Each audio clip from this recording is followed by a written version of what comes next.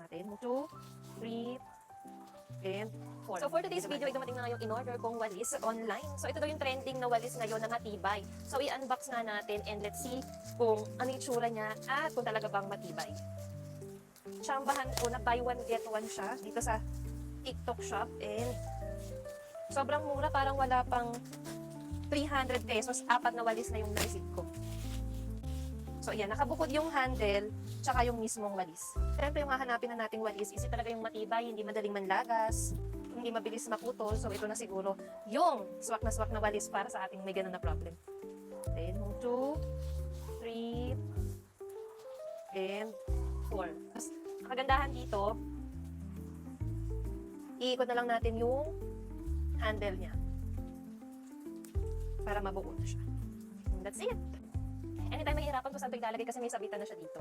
Napakaganda ng walis na to. So, try naman natin ipang walis. So, try natin.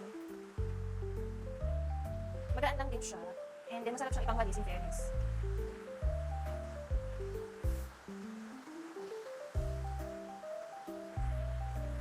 Sobrang sulit na to for less than 300 pesos. Ay, 4 na yung na-receive ko na walis tambo. Ano? Kakawalis talaga siya. And super ganda, diba? Hindi lang siya pang bahay, pwede rin siyang pang school dahil talaga naman ang hanap natin ay laging matibay na mga cleaning material. So, ito na yung masasuggest ko if you want din mga chairs. So, yun lang for less than 300 pesos ay meron na akong 4 na walis tambo na talaga namang quality. So, if you want this, check na dito sa ating yellow basket.